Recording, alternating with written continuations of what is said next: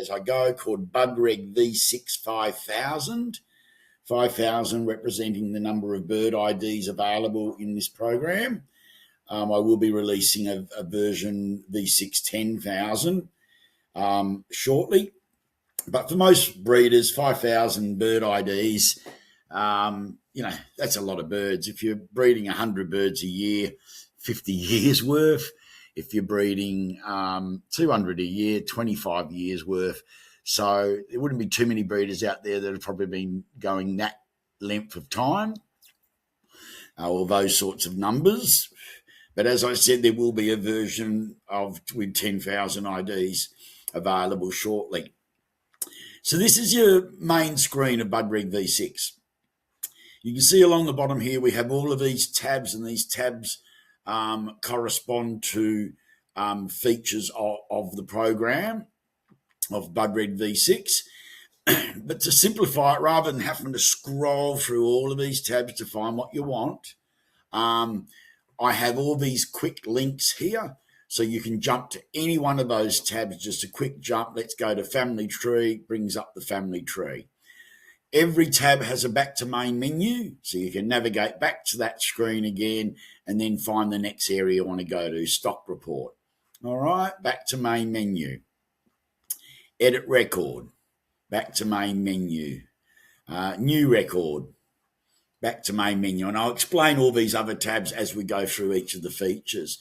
So the first thing you really probably need to do is familiarise yourself with the program, and the best way to do that, or the features of the program, is to start with the BudReg user manual, which is very comprehensive. All right.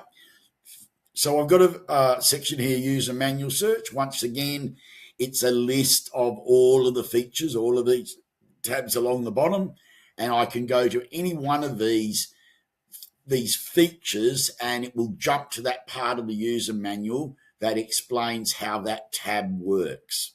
Okay, so if we go to trait and colour selection, straight away it jumps to trait and colour selection. And there's a whole breakdown there, and we'll go through that a little bit later on, a breakdown on some of the major traits and how their genetic traits work in this program. The program is very clever. I've written a lot of very involved formulas that will remove certain traits, whether they be recessive, sex-linked, remove those traits that aren't compatible with the main trait or the visual trait of the bird, depending on if it's a cock or a hen, if it's sex-linked. So, but I will explain that when we get to the new record tab, when we're entering a new record, and you'll see the benefits there, and you might be quite happy with that. So as I said, these jump to all the different sections. Budget report tab, straight away it goes to the budget report tab and shows you how that works. And there's screenshots here as well, or examples, so you can see how it displays. So yeah, please have a look at that. That's probably the first place to start. All right, so we're back on the main screen. So the first thing that we will, the other thing too, sorry, there is a couple of new features that I've added. One of them is a deleted birds ID, data recovery. Very rarely will you be deleting birds in this program, unless you've made a total mistake and it shouldn't exist, that record. If a bird dies or you sell it, you don't delete that bird's details. They remain in there as a bird that's passed, because the records of that bird will form the basis of your family tree and your pedigree reports for some of your babies down the track. So that's why. But that is there if for some reason you did accidentally delete one and you shouldn't have. It saves it to a log here. You can then select the ID that you want to be restored back to the database, which I'll show you later on, by selecting the ID from here, and it lists all these and only those birds. You select it and you can add it back into your database. But the other one that's really good is this genetic links and articles down here, if you can see that new feature. This has got an absolute heap of articles on genetics, on budgie husbandry, budgie standards with the World Budgie Organisation and the AMBC. Big section on the newer varieties, which probably don't exist in Australia, a lot of these, but in Europe and other countries who might want to use this program, there's quite a lot of articles on your anthracites, your black wings, your blackface mutation, your easily clear body or dominant clear body, as opposed to the sex-linked clear body, which is the Texas clear body. And it jumps to the page of that article. So in this case, BudReg Society in New South Wales article by Ken York on Texas clear bodies. You click on that and it will jump to the page. Go straight to it. All right. Little trick, I was having trouble with it jumping to the page. So if you do have a problem, it's your Google settings.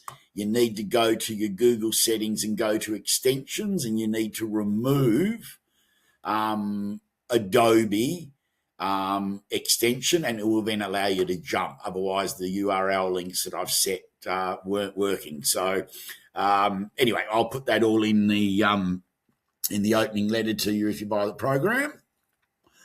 So yeah, whole bundle of articles there. Really, really good. Melanistic spangles. It'll jump to an article on them. Some of these are websites. Well, they're all websites, but they're articles from all different authors. A lot of Wikipedia info, because Wikipedia is very good as far as giving like dark BudReg mutation. Wikipedia, they're really good at giving you a really good breakdown on how that trait, when it first appeared, including the first people that bred the mutation, the genetics. Very, very good. All right.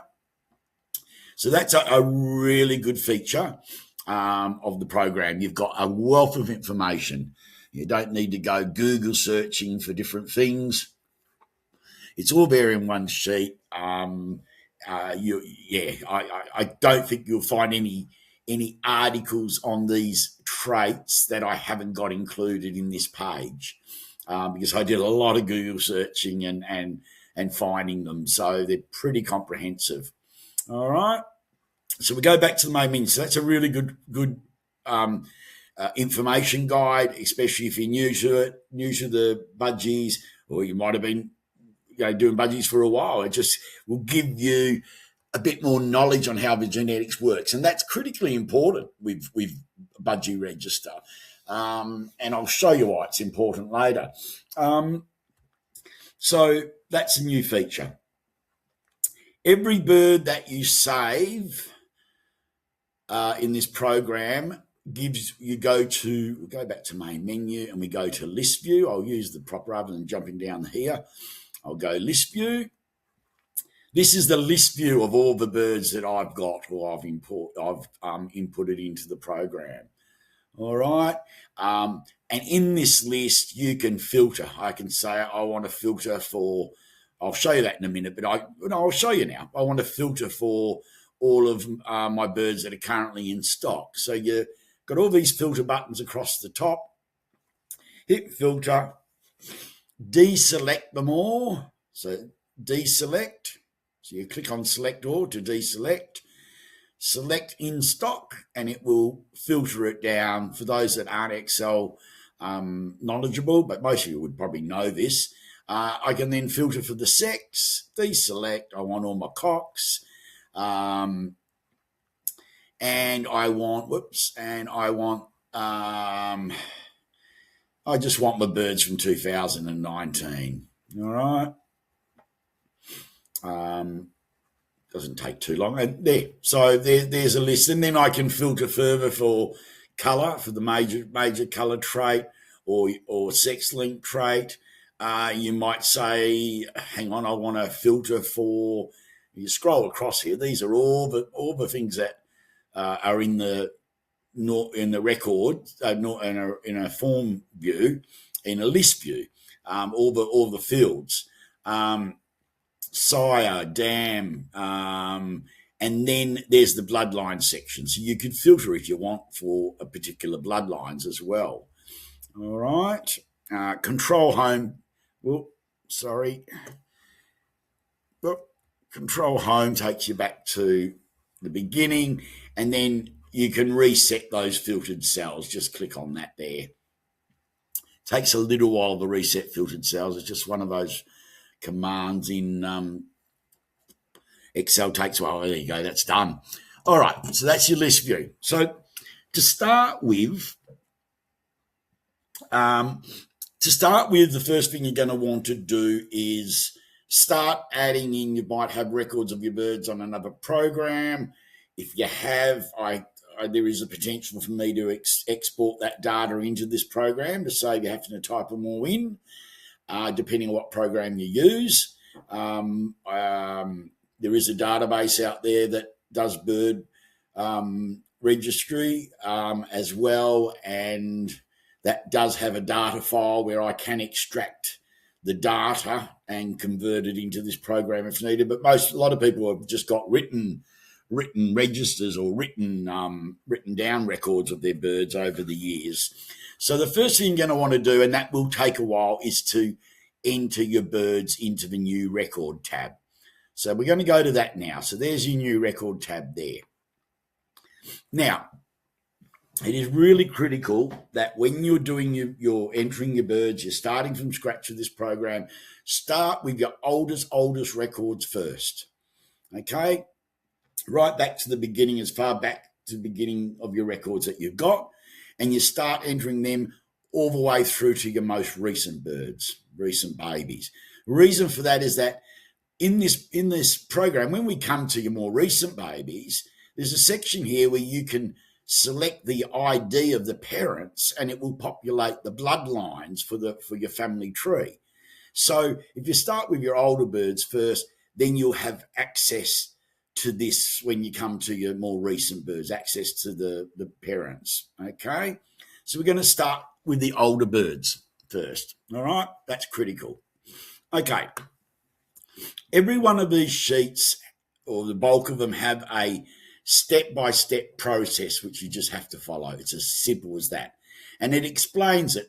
In this instance, because there are so many formulas in this program, there's over 100,000 last count. I mean, it might be more than that, 100,000 formulas I've written. That's a lot. It's taken years. If this program lets Excel calculate all of the formulas in all of these tabs, every single time I want it to give me a result, it would make it pitifully slow. So what I've done is I've written macros for every one of these tabs, every one of these features. I've written macros that will automatically disable the calculation of tabs that aren't needed to be calculated. It will only calculate the tabs that have formulas that relate to this feature, this tab.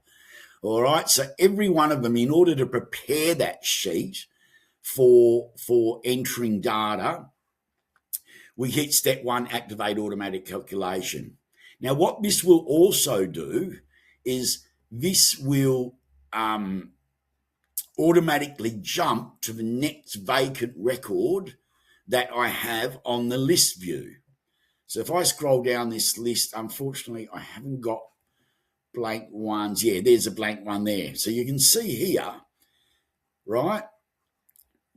There's my ID numbers, ring numbers, which for this purpose, I haven't got them in on a lot of these. That's the next blank record from number 1. So it will find a blank record until all of them are filled. And then your next record, your last record, will be your next one. So if we go back to new record tab, if we hit activate calculation, you can see it working there, the little circle. Doesn't take too long. You only have to do this once. That's done, okay? So you've activated calculation. It's found that blank record is the next one that hasn't got anything in it, all right? So let's start with putting in a bird. And we're just going to make this one up as we go, and I'll show you the features. First thing, ring numbers. It will default to 0 if you don't put anything in there. You might get a bird that hasn't got a ring on it, okay? Then you don't put a ring on it. If you want to do a split ring on that bird which has a code on it, by all means, you can do that. That's fine. It's totally up to you. With your ring number, it is vitally important that you are consistent with how you enter the code on your ring number. Most ring numbers will start with your initials, usually a 3-letter initial with your club. They'll say, what is your code? It's usually 3 letters. Some it might be 4. Okay, mine is 3. So it's LFR. I then do a space. I then say ring number 52. Okay, you see how I put a 0 there because your ring number is usually going to run from 0 up to 1,000 or above, but most people are ordering 100, 200, 300 rings per season.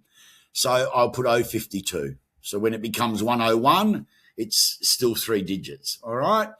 Then you need to then put in either a dash or a space or a backslash. I don't like backslashes because that sort of represents like a directory in a computer. But I just put a dash and then I will put the year, okay, 26. You can put 2026 if you want, but 26 is fine. We know that that's 2026. Main thing is whatever format you use, be consistent, okay, because when you go searching for a bird in the ring number search to see what its corresponding ID is, you're not going to be able to find it if you're using a different format every time you do a bird. So no spaces at the end of that. Don't make that mistake. Just that's it. All right. And the reason you have to put the 26 at the end is because if you don't put a year in there, this year you get, or last year, or this year you got ring numbers 0 to 100.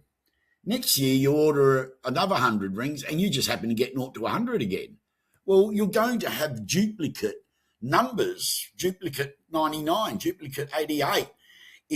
So you need to differentiate by the years, okay? That's why we put in the -26. All right, I think that's pretty self-explanatory. We can put the hatch date. Let's just say hatch today, 13th of the 3rd.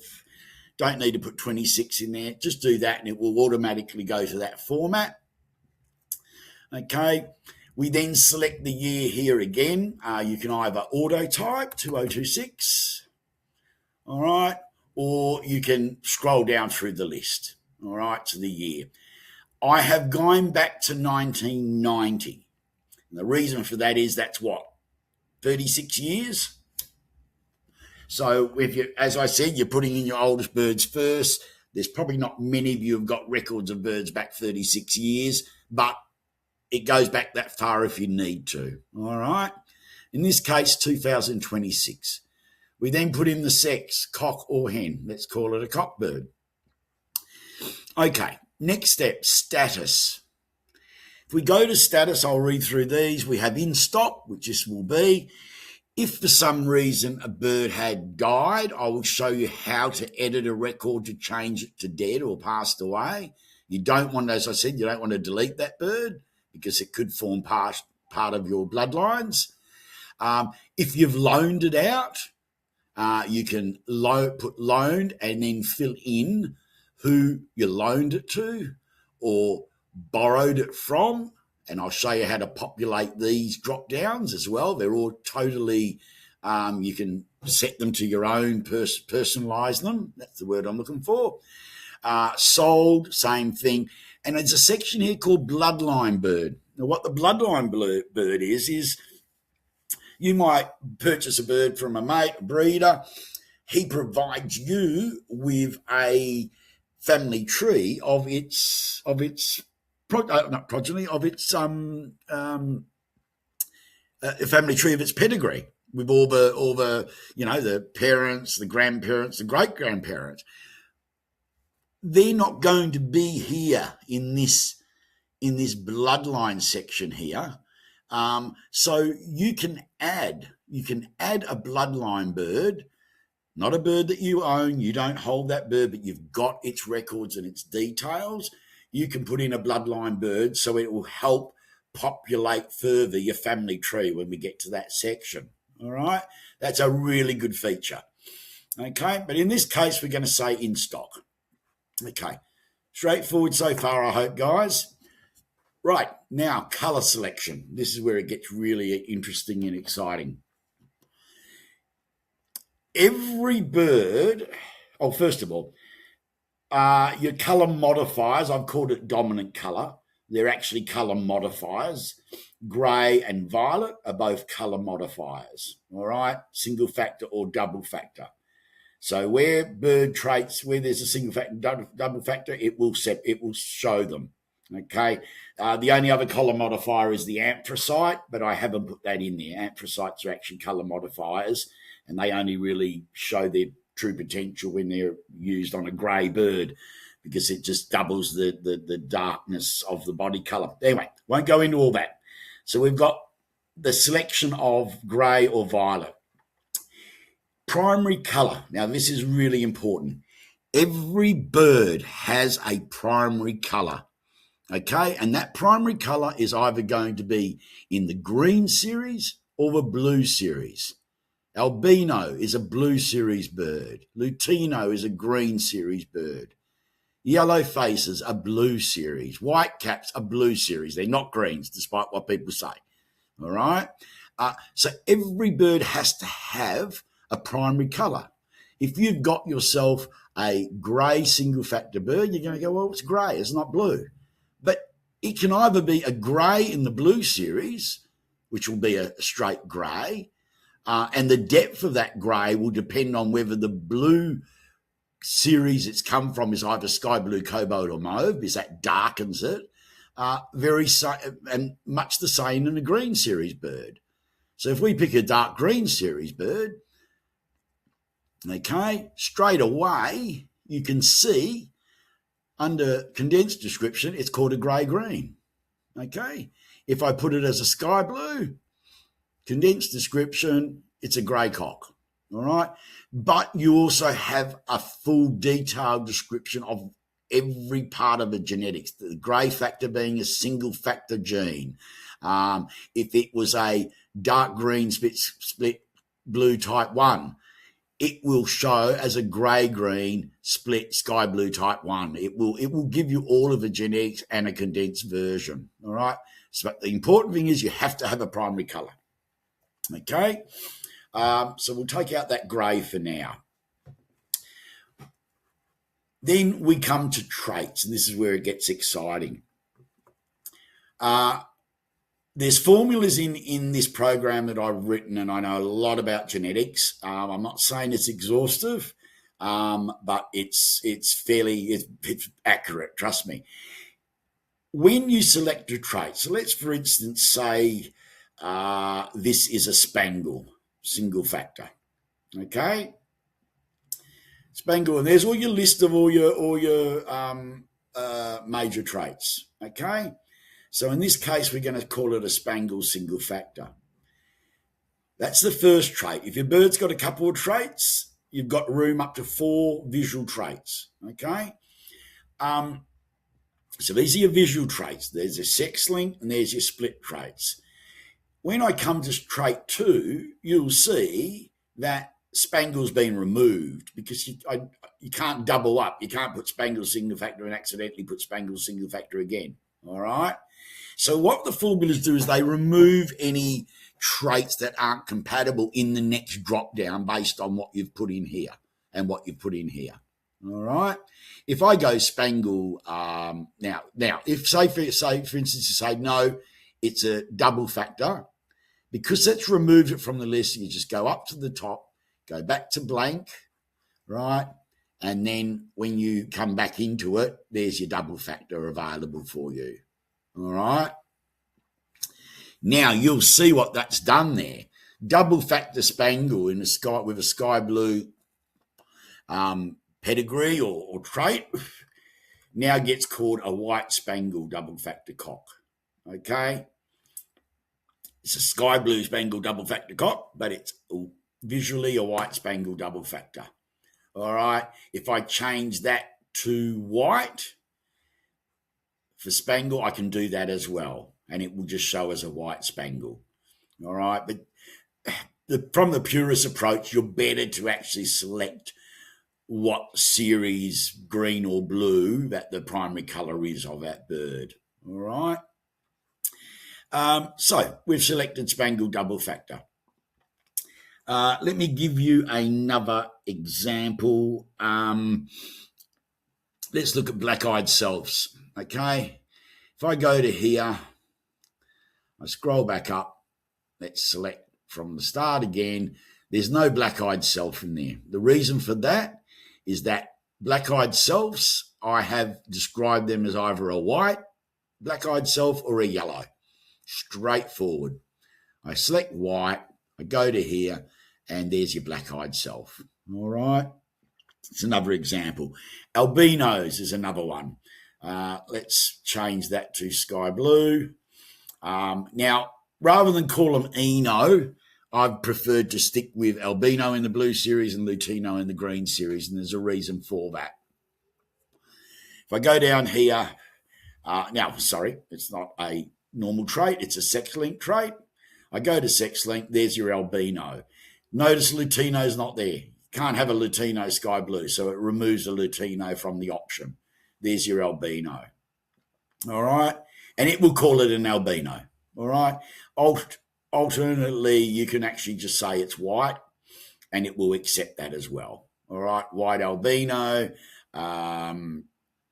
If I select yellow Lutino and go back to here, albino's been removed already, even though it was up there. You can only select Lutino. All right? So it starts removing those traits. Where it can get real interesting is, for instance, let's go sky blue as a primary colour again. Let's select clear wing. All right. Sorry. Here we go. Sorry about that. Let's go clear wing.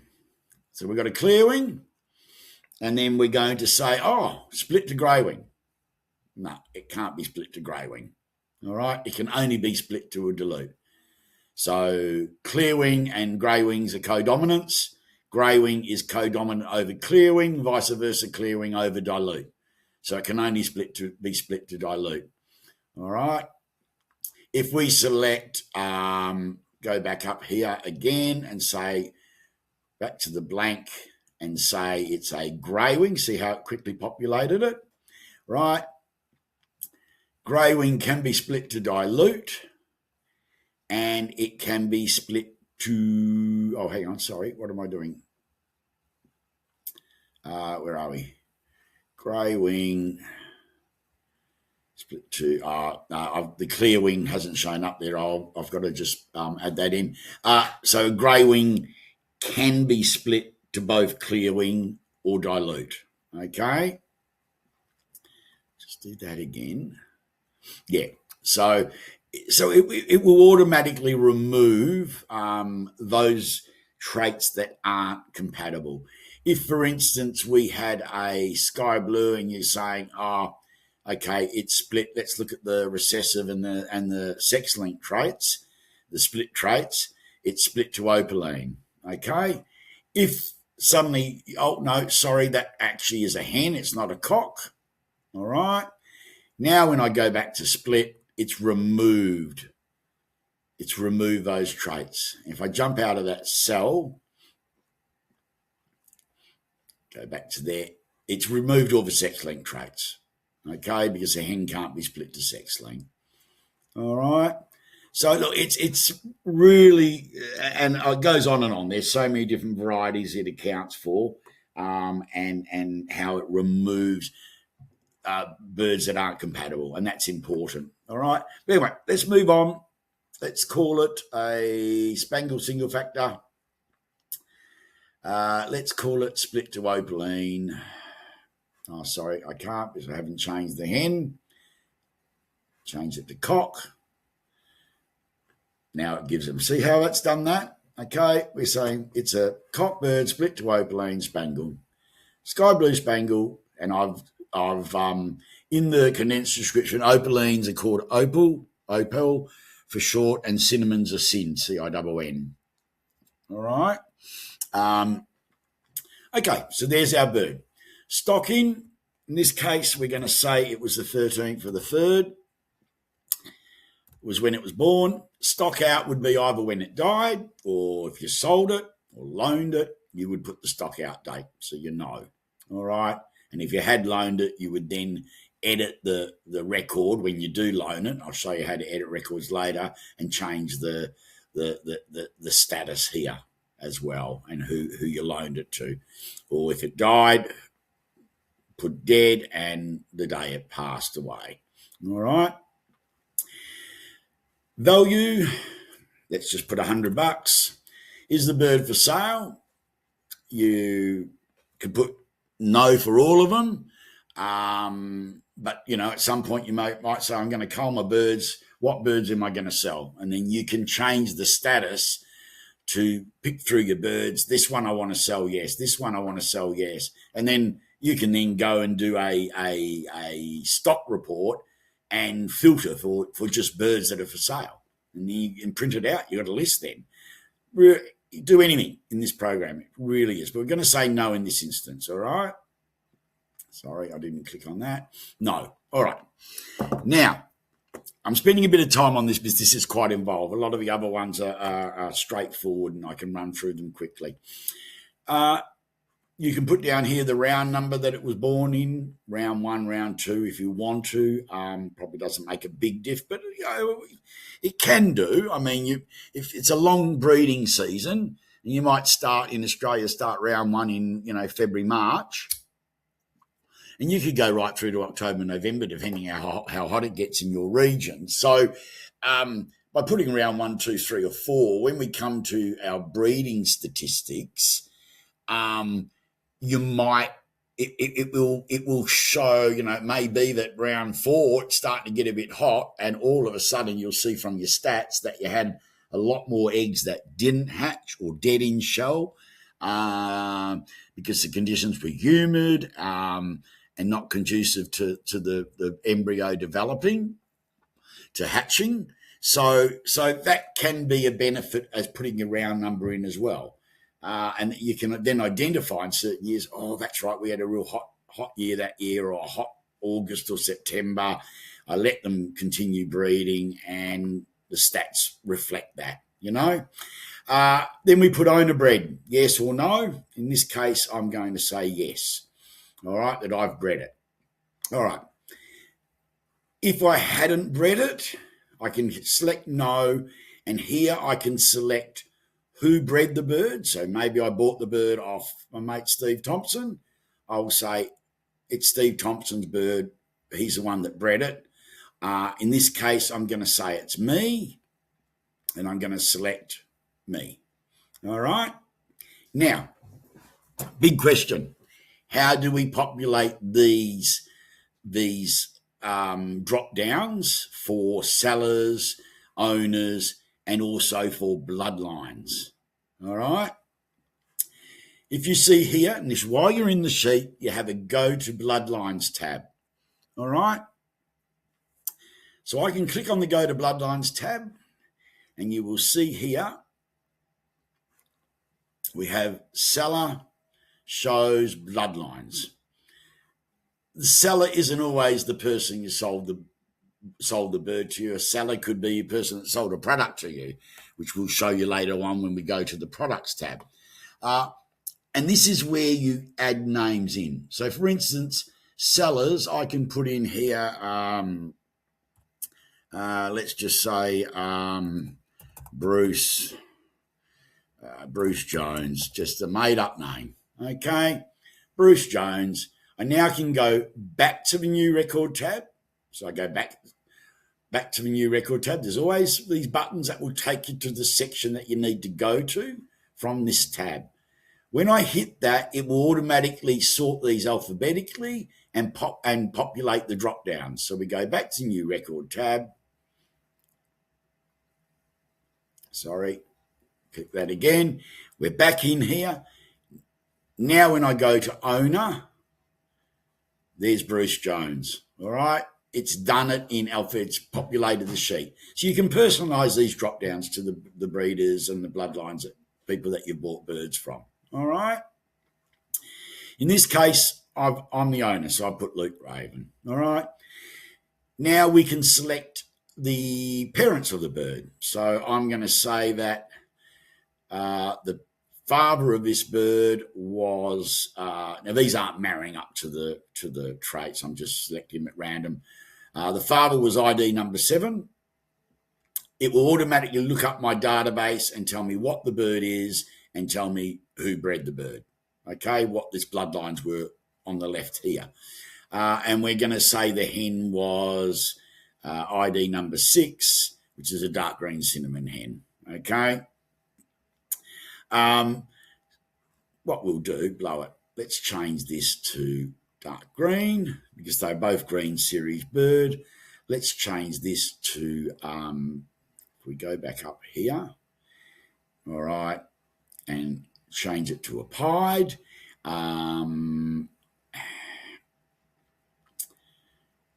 And where are we? Cinnamon hens. So let's say that the father was split to cinnamon. Okay. All right. So you can see it's already populated the IDs for those. Now, if, for instance, this bird that we bought from Brenda, all right, this olive green Dommy pied was bred by her. If she provided you with the bloodlines for that bird, like its parents, the parents of this olive green, you can then add in the bloodline. So she might have got it from, might have been 50% Mick Gearing on the father's side of this bird, and Steve Thompson on the mother's side. All right. Same over here. Let's just do the same. Mick Gearing, and let's do Steve Thompson. All right. So what that means is it's 50% of that bird is Mick Gearing and 50% is Stephen Thompson. All right. So what you're doing is you're extending the bloodline data on that on this bird. So you've got this bird, you've got its parents, and you've got its grandparents' bloodlines. All right. So you can do that. Okay. So that's our sheet completed. Ready. So it says input birds data or to clear data, start again. Click automatic. I'll tell you about that in a minute. Okay. So we've inputted the birds data. Now we want to add a new record. Now I'm going to show you there are some mandatory fields in this program that have to be completed. And I'll explain what they are in a minute. First off, the year. If we do not put the year in here, we've forgotten to fill it in. We've got the year here. It was hatched. We've got it on the ring number. We need it in there. If we go to hit step add new record tab, watch the dialog box. You must select a year from the year drop down. Please enter the year number and try the macro again. So it won't go to the next part of the macro as far as adding the record until you complete the data integrity that this needs for those fields that need it. Okay. So we're going to go 2026. I'm going to auto type it because I can't be stuffed scrolling down. Then we might forget to put the sex in. All right. Add record. You must select cocked or hen. Okay. So it will tell you if you missed a mandatory field. If you forget the primary colour, and that's important. If you're first starting out and you say, right, this is a grey, I'm happy, it's a grey Dommy pied. It's there, right? It's a grey Dommy pied. Well, it hasn't got a primary colour in there. You've got to have the primary colour. So if I leave that primary colour out, add new record, once again it tells me, no, I can't move on to the next step until you complete that. Okay? So we called it a dark green, didn't we? So, all right, we complete all those fields. Now we hit add new record. All right. Add new record. It was ID 128. Wait for it while it does its bit.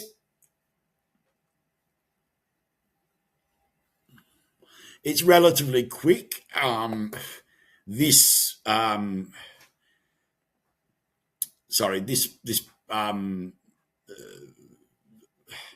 the macros were pitifully slow. This is only an i7 that I'm on. It's not a super. There we go. New bird ID added. All right. So that's fairly quick. Now, let's now jump back a step. So we've added that bird.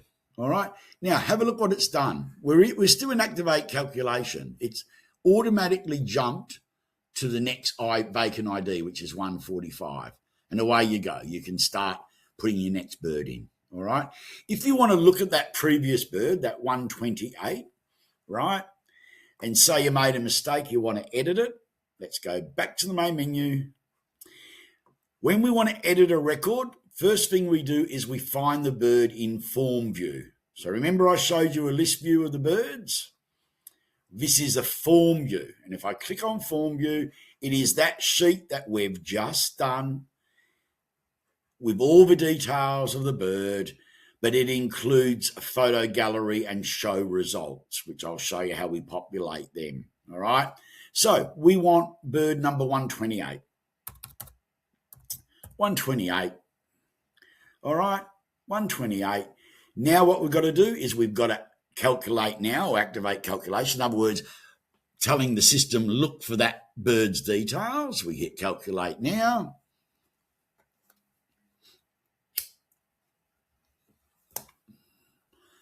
There we go. So there's a bird that we've entered. None of this can be edited or changed, all right? It's all protected formulas. You try to touch something that's protected, it won't let you. The only field that you can change is this drop down, all right? You can either do it from your drop down or you can scroll through the birds with the arrow. It will just go to the next bird. 129. Click again, wait a tick, 130. Because we've hit calculate now, it's in calculation mode. If you don't hit that, you wouldn't be able to do what I'm doing now, okay?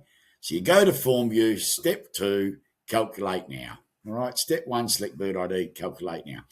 Now, say I wanted to edit that. Oh, sorry, and this sheet of that bird is all printable.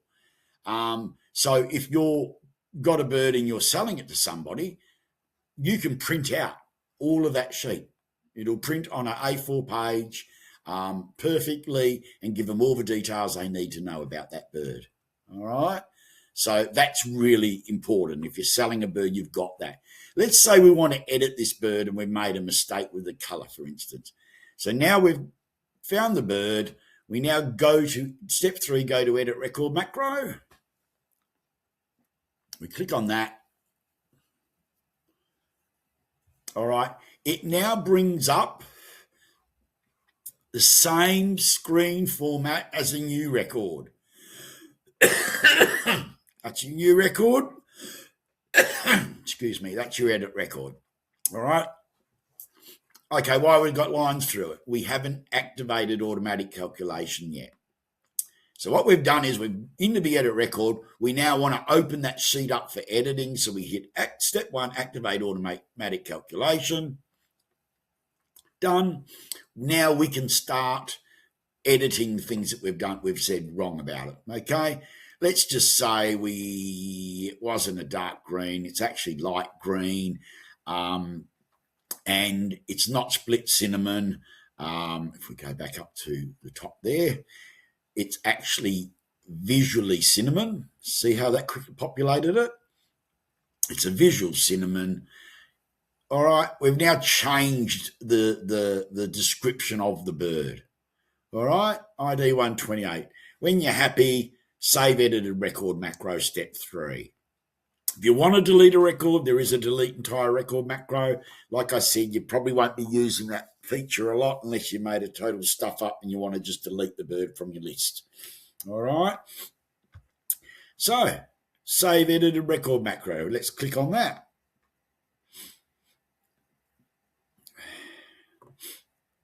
Bear with me. why it's doing that.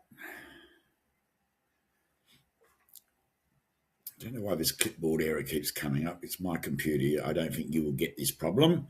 If you do, just ignore it. It's just going to work through it anyway.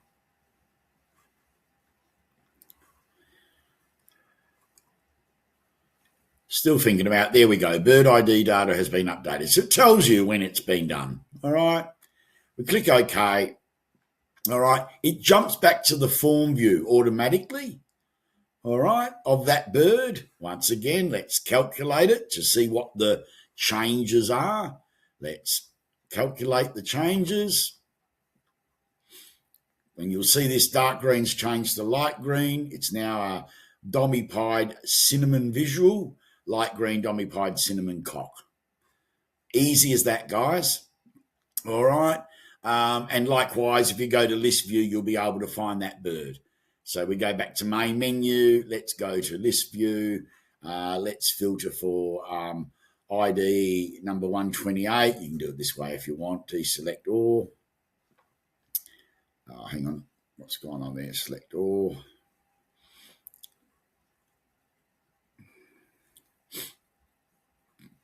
The other way to do it is year 2026.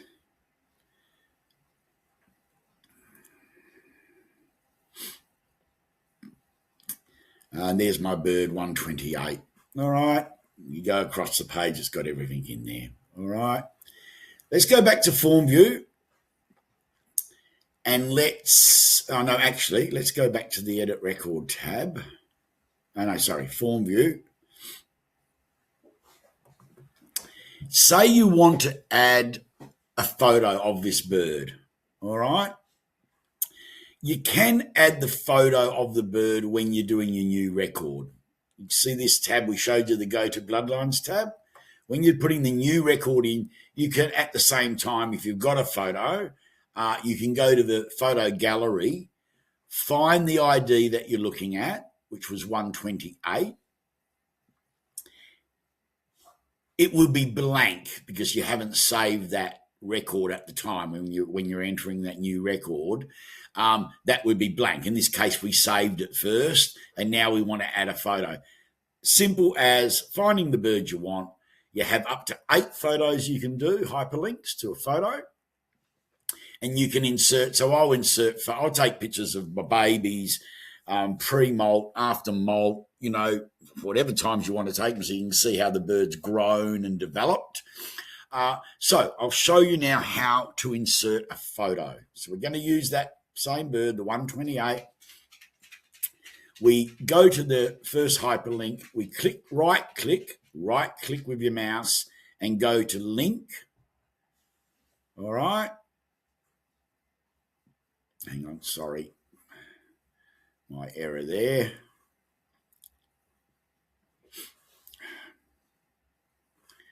It's all right. I just need to fix the protection up on that. Okay. Go to link. This will be protected, but these cells aren't protected. Link. One moment while I just let the mutt out.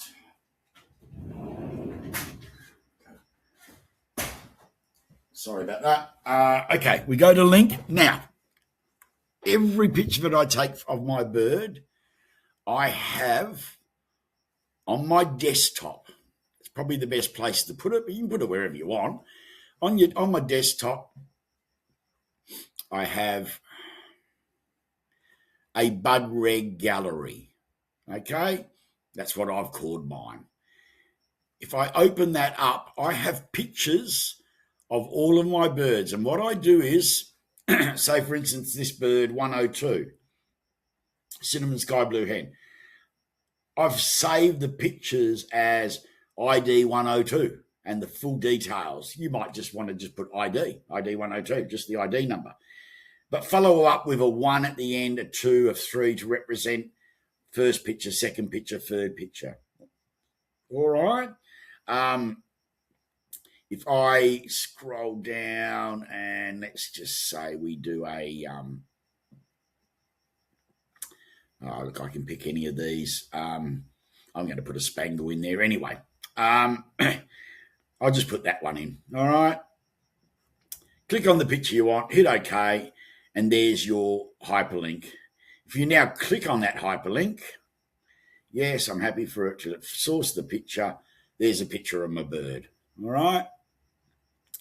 And you can do as many pictures as you want. Okay, so I'll put that in there. So now let's go back to the form view and see that it's populated it. Back to my menu, go to form view, already populated. If it's not in there, remember, just hit calculate now, and it will populate all of the hyperlinks that you've added, photo hyperlinks for that bird, and I'll show you later how it populates the show results.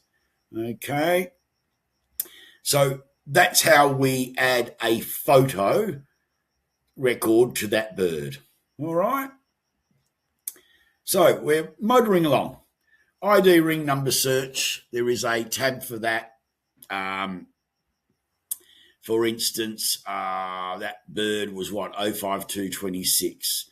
05226. So if we go to ID ring search, I can put my ring number in, LFR 05226. All right. I don't have to do cap locks, even though it's cap locks on the other.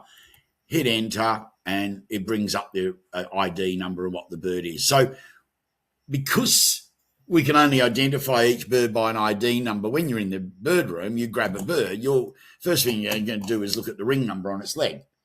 If you've got your laptop with you, simple as ring number search, put your ring number in, it will tell you the ID number. But we'll show you how that works on the breeding charts as well. All right, because that's where you need to have this facility, and this ring number search is also on the breeding charts, which is probably more critical. Likewise here, drop down. I don't have to put ID in here. I'm just going to put the number of the ID, not ID 128, just 128. And there you are. It brings up the same bird. All right. So look, that's the ring number search mechanism function. But the ring number search is on several of the other tabs because it's handy rather than having to jump back to the ring number search. It's on the actual. It's part of some of these features. All right, that's your ring number search. Report view. We'll jump to that. Where are we? I've done the bloodlines. I've done the edit record. Actually, I won't do the report view stock report. Look, I'll show you this. I won't show you the breeding aviary report just yet, because that's reliant on the breeding charts being completed. So let's go. We want to do a stock report. So let's go to report view. All right. Now, report view has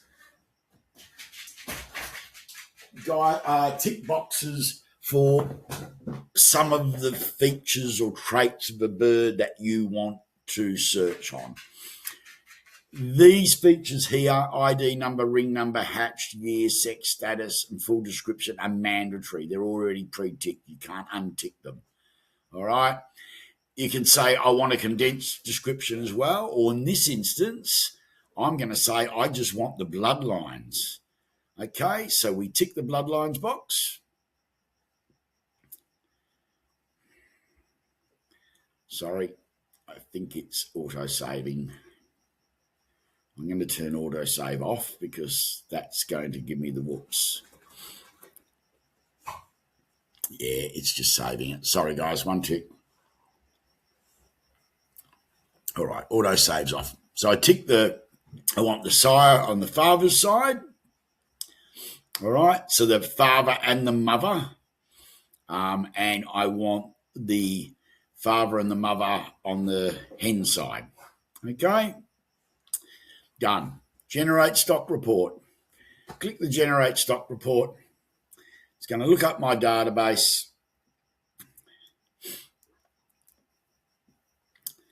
And just give that one tick. There we go. So it's sorted my birds by it's give me a report of all the birds in my list, all the birds in my database, and it will have the bloodlines for a lot of those birds.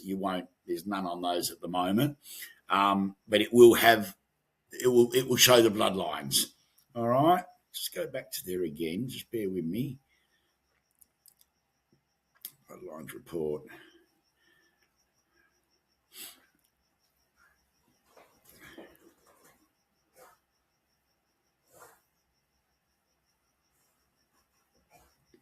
Just want to see where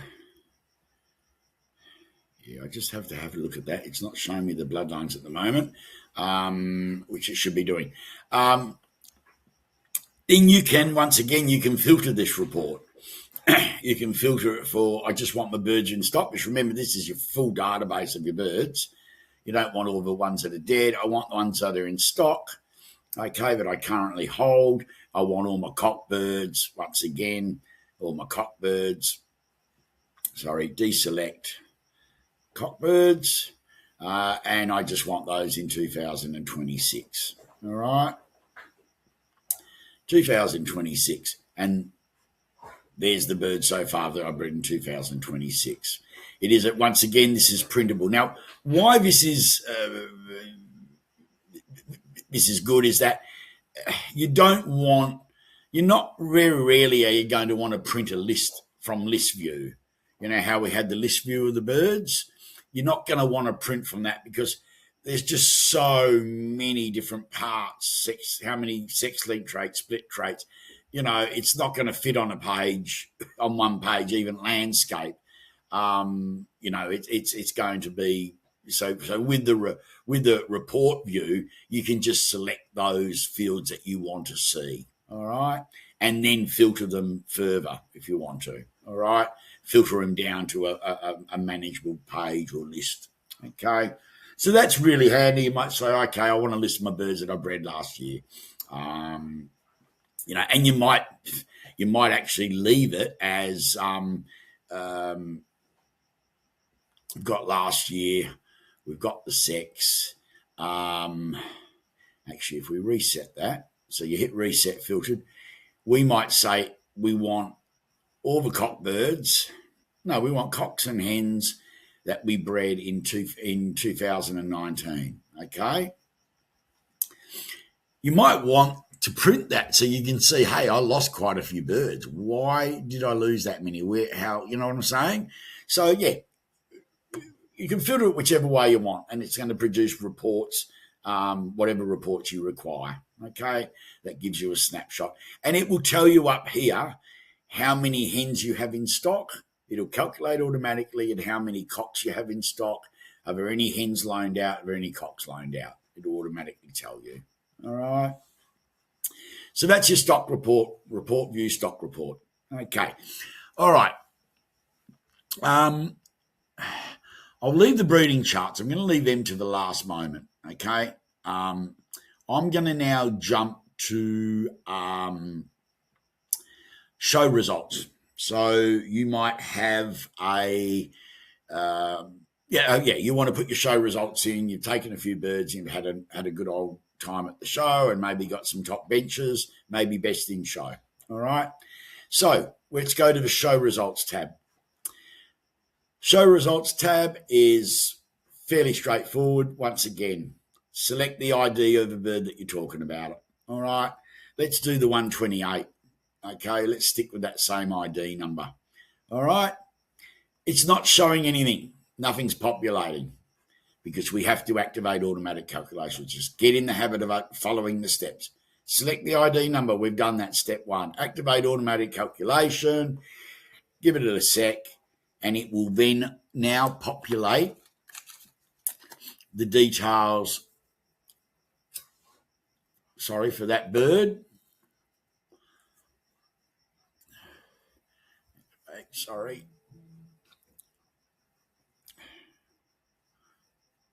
Why did it not do 128?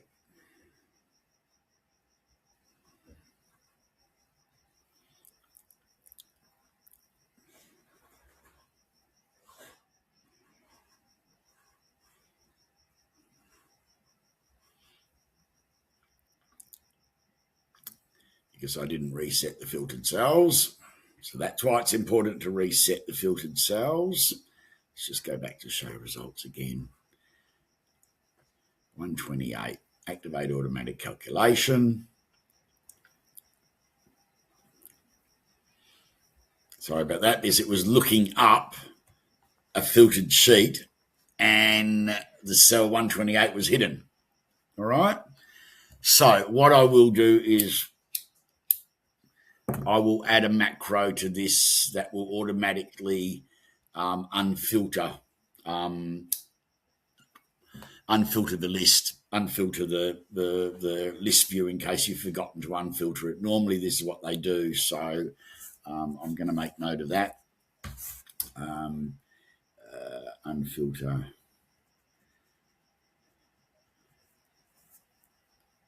list view when activate show results. Sorry about this. If I don't write this down, so I've tested this fairly thoroughly, but obviously not thoroughly enough. All right, so 128, let's motor along. Let's say the show date was today, 13th of the 3rd.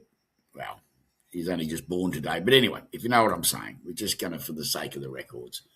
All right, 13th of the 3rd. Show name. Now, show name, drop down, okay? You can populate the particular shows in your area that you've gone to, whether it's an AMBC nationals, or the local shows in your area. So let's populate it. Go to show list tab. See the tab over here? We can jump to the show list tab and let's put our shows in. There's your shows here, this column here. So we've got the AMBC automatically in there. So let's put Metropolitan BudReg Club graded or table show, or graded table show. It could be the WA Derby. There's all different shows that we have here. You put whatever you want in yours. Okay, let's go back to the show results tab. So once again, we've always got a tab that will take you back to where you were. Click that again. All right. Now when we go to populate this sheet, it's in there. All right, NBC table show. Show class. I have listed the bulk of the show classes based on the AMBC's list of categories or show classes for budgies. If we go back to the show list tab, if for some reason that changes, because it is a never-changing thing, you can add varieties in there. Like we haven't got anthracite, black wing, black head, black face, easily clear body. But yeah, as new mutations come up and new classes get created, you can add, you can populate that as well. All right. So we're going to say that this was a Dommy Pie, wasn't it? So let's call it. Let's say it was in the dominant pied ASV, ASC. All right. Let's say it got first. Awards. I have most awards here that are likely to be issued on the show bench, your classes of awards. But once again, you can go back to the show tab and you can modify them as well here under awards if you want to add. If your club does a special award that's not listed in that drop down. All right. Oh, I went to the wrong one then. Sorry. Back to main menu. Show results. Okay.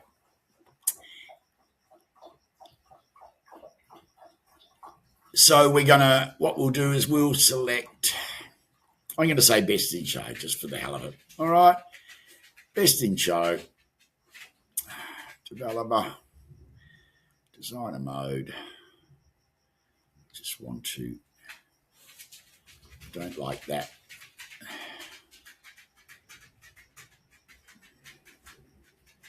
It's all right. I'm Fanny arsing around here. That's all right. Okay, best in show. And if you're calculating all the points that you're getting for your birds over the year to see if you win the overall shield at the end of the year for the most points, as a breeder, you can put your points in there as well. Okay. If I do not put a date in here,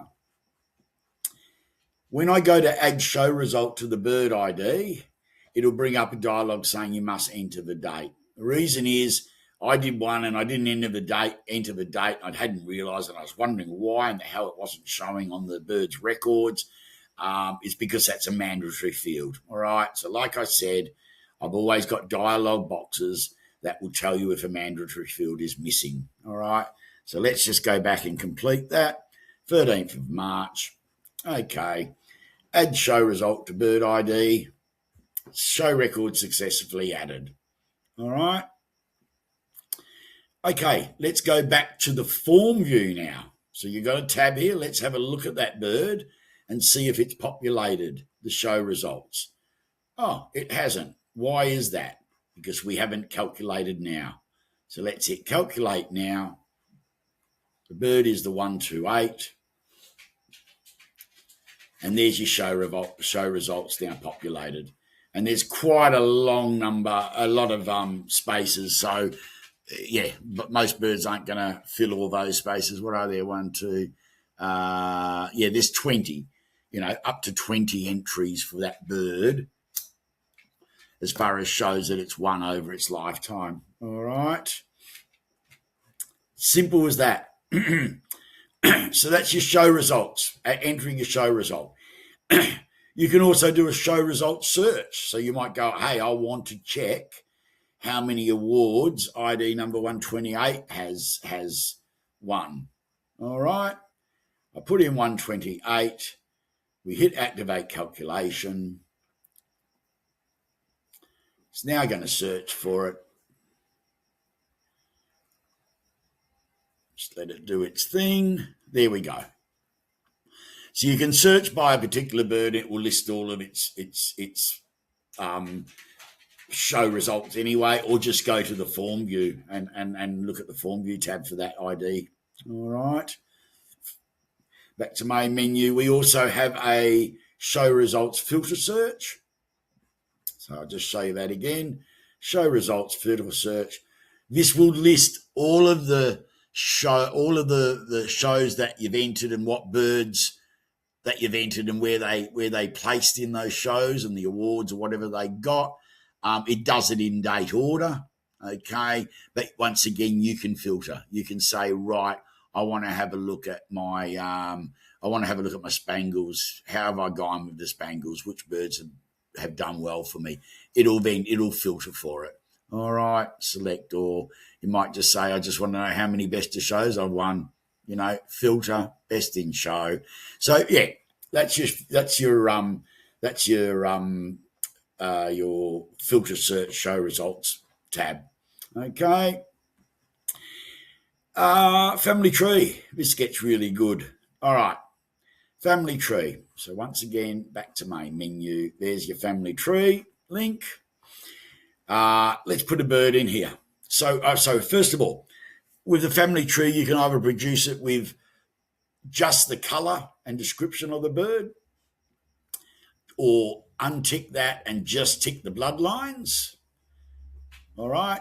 Or you want both. Okay. You want it to show the colour and the bloodlines. All right. So let's select the bird ID. Step 1, bird ID. Let's go. I'm going to put in 141. It's a preset bird that I've got. All right. 141. Step 1 I've done. Step 2, calculate now. Once again, activate calculation. Bang. There you go. So straight away it gives me a family tree. There's not a lot on the mother's side, on the hen side, but on the cock side it goes back right back to great grandparents. We can now, if we want, produce a pedigree report for that bird. And if you're selling that bird, this is where it's really handy. You're going to hand that new owner the form view showing that bird's details. All right. And you're going to show the pedigree family tree for it. So let's go to pedigree report, click on that, there you go. And it shows you great-great-grandparents, great-grandparents, grandparents, parents, progeny. All right, printable in landscape, show print preview, voila, print that out, hand that to the new owner, they'll be happy as a pig in mud. All right, so that's your family tree and your pedigree report done.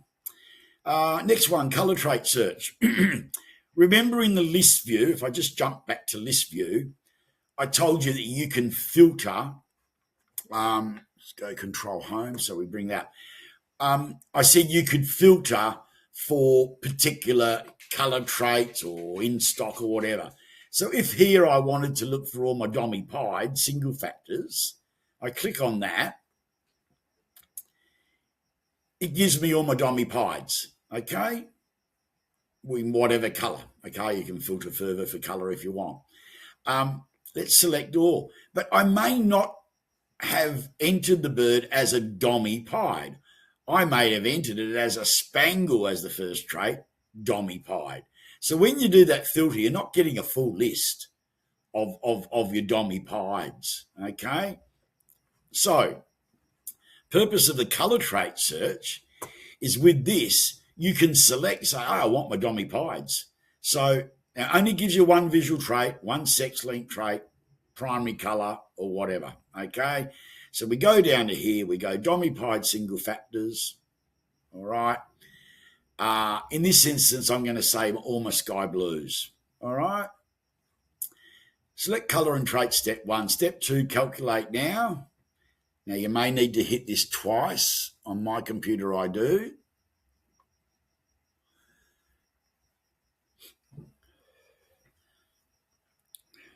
Nope. Calculate again. So we get rid of those lines.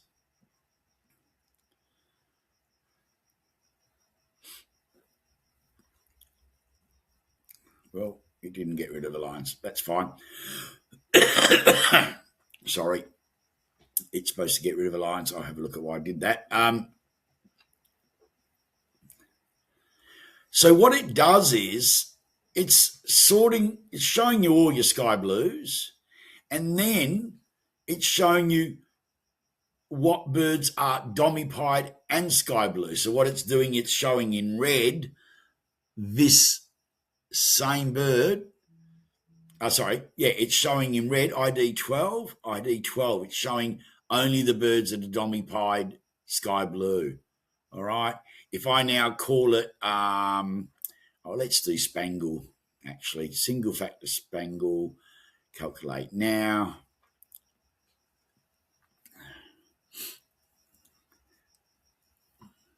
I hope this is making sense to you guys. I hope I'm being clear. So there's my spangle sky blues. I now want to bring up my opaline spangle sky blues.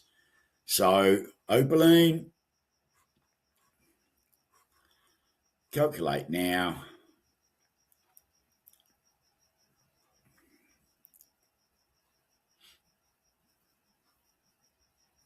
There we go. So it's filtering. You can see the list is getting smaller and smaller as you add those additional traits. All right. So that's just a good way of, you might say, look, I want a bird that's got opaline in it and spangle. What ones have I got? I mean, you'll know visually anyway from looking at your aviary. And then just refresh the screen when you're finished. You hit that twice. Actually, once is enough anyway. All right, so that's your colour trait search. We also have a progeny search. I'm going to show the breeding charts last of all and the statistics, all right? Progeny search. Any stage, you can search for a cockbird or a henbird and see what progeny that cockbird or henbird has produced over its lifetime.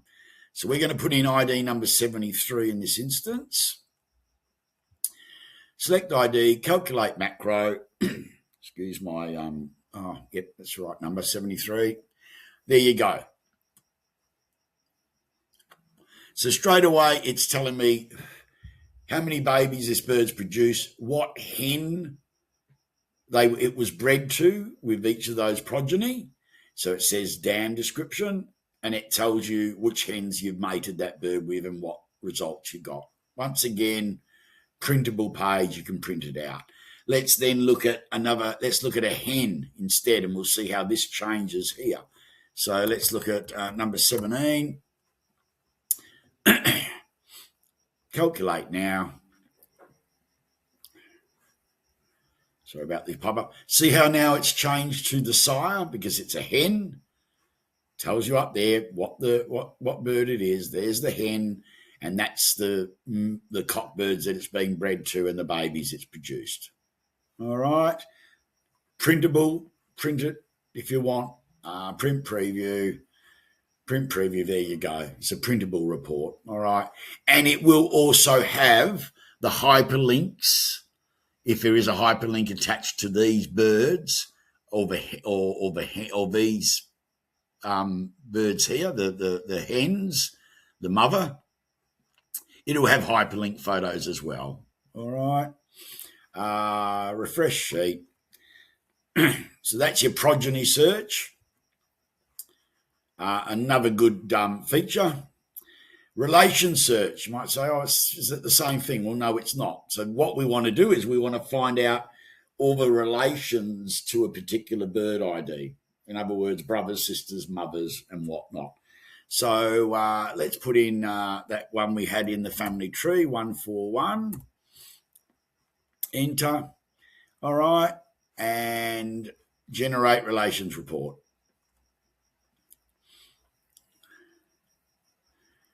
Generate the relations report. There you go. So it's telling us that that's the bird we're searching. Its father was ID 72. Its mother was ID 61. It has one brother. It has a half brother on the mother's side. It might have also had a half brother on the father's, but it hasn't in this case. If it's got a sister, it will list it. It's got a half sister. All right. Uncle on the father's side. So there's a common uncle there. And there's a common auntie on the father's side. Uncle and aunties on the mother's side. So that's another one that you can print as well. Really, really handy if you just want to find out the relations to a particular bird, or its brothers, sisters, half sisters, and whatnot. Refresh macro just to get that back to a clean sheet. Refresh it again, and it would just come back to that format. You can put, once again, you've got ring number. Remember I told you some of these will have ring number searches on them, functions. So on those tabs, you can put the bird's ring number in to find out what it's like. So you've got a bird in your hand from the bird room, put in its ring number, gives you the ID, then you can select your ID from here and generate the relations report. Okay. So that's your relations report. We also have a budget. If you want to do a tally of your income and expenses, it's a very basic one, but it's still good. You can at least get a feel for where your money's being spent and what you spent on seed and certain items. So first of all, with this, we have to put in the opening funds. We're going to put $100 in the kitty. All right, that'll go real quick. I think most breeders are going to be in the red. I think we lose more money than we make, but that's the name of the hobby, and that's why we love it so much. So let's put in a date. I'm going to put in, excuse me, I'm going to put in the 10th of Feb. All right. I'm going to, now, all of these categories have drop downs. Once again, they have drop downs. All right. You need to populate these drop downs with the products that you're buying for your birds and whatnot. So let's go to the products tab. There we go. Go to products tab. Okay. And we can now put in our seeds. So let's put in whole oats. Let's put in, I'll put in a few. So we've got a selection: millet, wheat, where are we? Egg food. We might put egg powder. We might put in protein powder, which I use for the birds. All right, back to the budget tab. Now when we go to the drop down, activate calculation. So whenever you're adding something, normally you would activate calculation. All right, and there's the items that we've added. Okay, so let's start doing some, just as an example. Let's go millet. You can say who you bought it from or who sold it to you if you want to, or you may not. I normally only put the seller in if it's someone selling me a bird or someone buying a bird off me. Okay, once again, in that instance, to add someone to that menu, you're going to go to the Bloodline Sellers tab. And here's your sellers. Remember, I told you sometimes your sellers aren't just breeders. It could be the pet store that sold you the seed or whatever. Okay. Back to budget tab again. So you can see we're just jumping to where we need to be without having to go back to the main menu. In this case, we're not going to worry about who sold it to us. We're going to put down it cost us $10. It's already told us we've got $90 left over. Let's do a couple more. All right, on the 10th of the 2nd, we also bought some whole oats. Let's say it cost us, $50 for a 20 kilos bag. All right, so it's doing the running tally already. We'll do one on the 11th of the 2nd. Let's mix it up. We bought some egg powder. That's not cheap, that stuff, but let's put $30. All right, almost in the red already, guys. That'd be right. Okay, now, let's say the next purchase is in March. I've made it quite clear here. You need to leave a blank cell between the last day or date of the month and the first day or date of the next month. All right, and remember to enter an opening funds or you're not going to get any of this populating. Okay, so we're going to leave a space because we're going to go to March. So we're going to jump to this cell, and I'm going to put today's date. Well, I'm already into the 14th now. It's midnight. That's how late I'm staying up doing this. All right, 13th for the 3rd. We're going to say we bought some wheat. All right, that cost us $20. And on that same date, we bought some millet. All right. We'll call that $10. All right. Already in the negative, guys. If you want to change your opening kitty, just change it. You'll just recalculate your balance. All right. Okay. So we've done that. Now what we want to do is we want to save that data that we've done, and you can save this every time you put something in, and we want to then go to the budget report. So let's save the data and go to the budget report, step 2.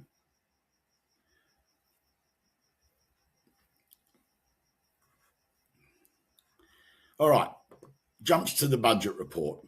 So now what we want to do is we can select the year that we want the budget report to produce, and when we can select the month as well. All right. So in this case, what we did entries for February and March. So let's click on February.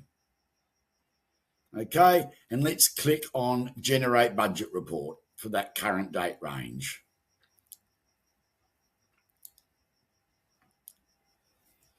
It showed the figures, but when you click generate budget report, it will then itemize how much you've spent on whole oats. You spent $10 on millet and you spent $30 on egg powder under the category egg food. Whole oats under the category seed. Nothing under miscellaneous, tonics, vegetables. All right. Let's change that now to March. Generate budget report for March.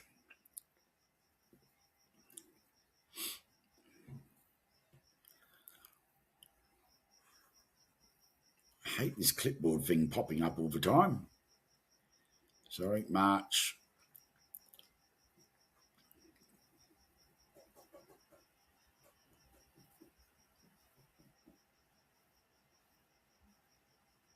Oh, sorry, that was right, because we only bought millet and wheat in March. And it's going to give you your year-to-date tally of what you spent each month working on a financial calendar year. Remember, guys, July through to June. All right? So that's your budget tab. Real simple, straightforward. You can at least plot and see what months you've spent. You know, obviously you're going to go through more egg nicks and tonics and things like that during the breeding season and seed, and then maybe in the off season. All right. So you can see where your spending is going and what months are peak months for spending. Okay, that's your budget report. I've told you about the sellers, buyers, bloodline shows and the products tab for completing, filling in or populating those drop downs with your sellers and your products and whatnot and your bloodlines. So now the next one. I won't go to the breeding overview report. I'm going to now go straight into the breeding charts. Okay, and we're getting closer to the end now. Been going for quite a while. What's going on with that? Sorry, I'm looking at the wrong thing. All right, just close that. Okay, this is your breeding chart. It looks all scary with all, I know it looks a bit full on with all the different things that are on here. Okay. Once again, breeding room. You're grabbing a bird. What's its ID number? Put its ring number in. All right. Pull in LFR 052 26. Remember, this is why you got to be consistent. Enter. All right, it hasn't given me anything. Let's activate calculation. Get the sheet ready for entering data. Activate calculation.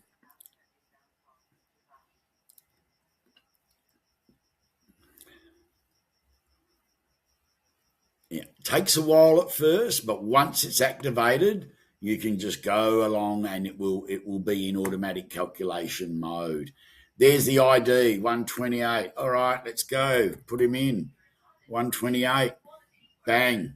Automatically, it's picked up what that bird is, and it's even got the photo link to see the picture of the bird. All right.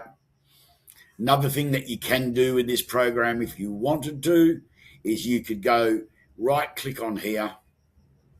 Oh, sorry, you won't be able to do it on that. Sorry, bear with me. Laid. We need to pick a cell that's no, that's not what I want. I'll show you that in a minute. You can insert pictures of the bird in here if you wanted to from your photo gallery, but you need, from your BudReg gallery that you've got on your desktop, but you've got to resize them, and it's quite messy. You don't really need a picture on your breeding cards. I used to insert a picture and then print them out and laminate them. I went over the top, so that on the cage I could see exactly what I was breeding and what, but it's not important. All right, so we're going to select IDs. 128's a cock. Let's put in number 7 from last time. That was a hen, I think, from memory. Oh, no, that was a cock. It must be number 6. Sorry, let's just put in 6. Number 6 brings up the hen. All right. Now, look what it's telling me. It's telling me that bird number 128 is the son of this hen, and the hen is the mother. So we'll automatically check whether birds are closely related. So what it's looking for is father, son, father, half brother on father's side, half brother on mother's side, and brother. So brothers, sisters, mother, son, father, daughter. All right. It will automatically. Sorry. it will automatically look up and tell you whether the birds are closely related. Okay, you might want to be inbreeding them just to what do you call it? Just to capture a dominant trait or quality of a bird. Some breeders will do that. They'll breed a daughter back to a father. But yeah, generally you don't do that for too many seasons. But anyway, we're going to leave it as that. So, and we also have a preset zoom thing mechanism here, which I will show you in a little while. But first of all, let's start. We have to start with the year. Okay, so we're breeding 2026, and that breeding year will populate automatically to round 2, round 3, and round 4. See how it's populating? We put in your name, you're the breeder, and that's important because it is going to then show for each ID baby, each baby that's born that we generate an ID for, that it was owner bred by Luke Raven, just like we had on the new record tab where we select, is it owner bred or did you buy it of someone? So we put that in. Okay. All right. Now we're going to put a lay date in. I'm going to put let me think. Not the 20th. I think I'll put in the 24th of the 2nd if I'm correct. Perfect. Right. I'm going to put this born on the the egg was laid on the 24th of February, the first one. It automatically, if that egg is due to hatch today, so it calculates today's date, calculates back to when it was laid and the gestation period for an egg to hatch, it's telling me and highlighting in red that I have a baby due to hatch in cage number 1. Is cage number 1. So these breeding charts, you got 1 to 50 cages in each round. So, that's like 200 breeding, 200 pairings in a season. Not many would be doing that. So it's highlighting that it's due to hatch today. All right. What I'm going to do is I'm going to put in the 22nd though. 22nd of the 2nd. All right. Now it blanks it out. Reason it blanks it out, we haven't put in the status. So we go status. All right. We go hatch, so you can be if you got an infertile, make note of it because you want the statistics. You want to know how many infertile you had, how many eggs were eaten, how many died, how many were broken. All right. We're going to say hatched. So it's important. This all I'll show you the stats, the breeding stats shortly once we do a few of these. And then we're going to go LFR. We're going to call this one 090 of 26. All right. We're going to say the sex was a cock bird. All right. We're going to say the primary colour is we're going to say green because the parents are both green series birds. And we're just going to say that it was a dommy-pied baby. Scroll down, dommy-pied single factor. That was a cinnamon. She was a cinnamon, so we know that it is a visual sex-linked trait. Now, see how these are widening as you click on them so that you can at least read them. Cinnamon, all right. You can put comments in here if you want. Really good feather, great blow, head blow, or big feed, or you might say it was feather plucked by the mother. Anything relevant you want to put in there, you can do. All right. Let's do another one. Let's do, they're laying the eggs every second day, aren't they? So this one will be one that's hatching today. Let's say it has just hatched. So we change that to hatched. And we'll call this one LFR -091 -26. All right. We're going to say this was a hen. Okay, primary colour, it's going to be a green again. All right, let's just say dark green. Let's say she's not Dommy Pie because you're only going to get 50%, 50-50 Dommy Pies when you mix a Dommy with a normal. So we'll just call her a normal dark green, but we'll say that she's a cinnamon because they're both cinnamon. So all the young will be cinnamon. All right. Now, really important here. Remember in the new record tab, I've set the formulas to remove traits that aren't compatible, sex-linked or visual or split traits that aren't compatible with the visual trait or the colour. I couldn't include that in the formulas. I couldn't include those formulas in the breeding charts. It was too difficult. You can't do it. Just can't do it. But what I've done is I've got a genetics trait tester here. You see this down the tab on the left-hand side of the breeding? Either click there or you can go to the link here, go to genetics trait tester. All right.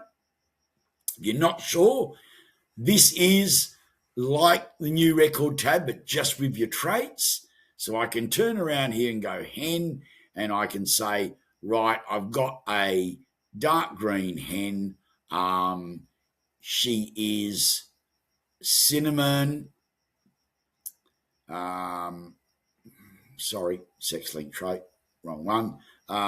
She's a normal. Let's say she's normal. She is visually cinnamon. All right. And we think she's split opaline.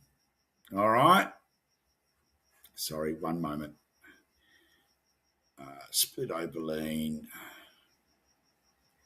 No, we're not leaving it. What I'm saying is with this, you can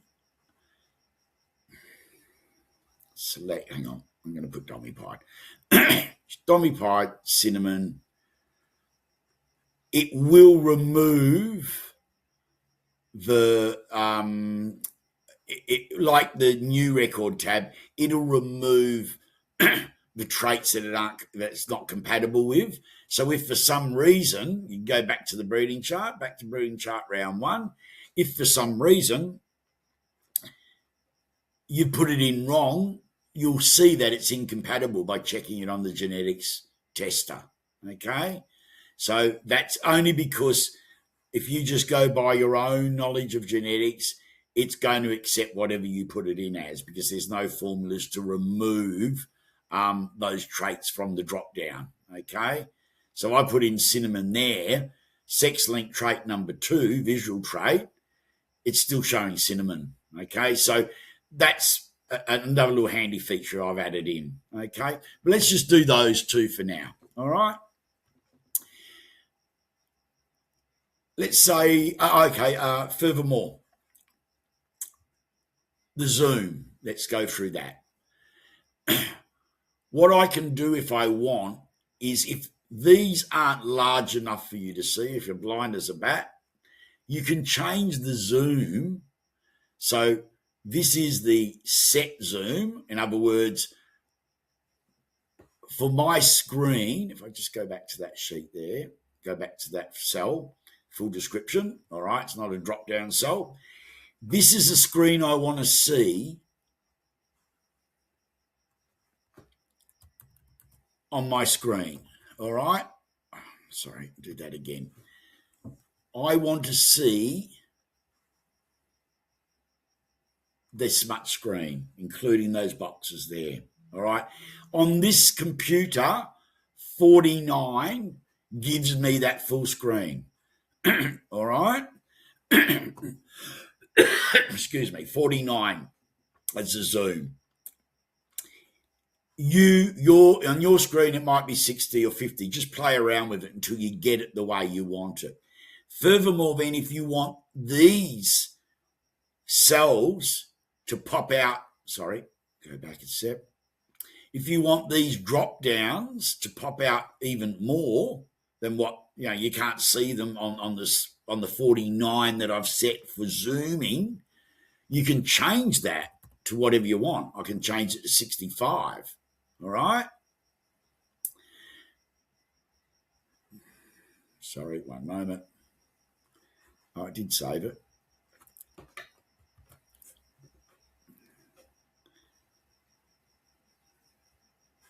Sorry, I think I've actually changed the wrong one.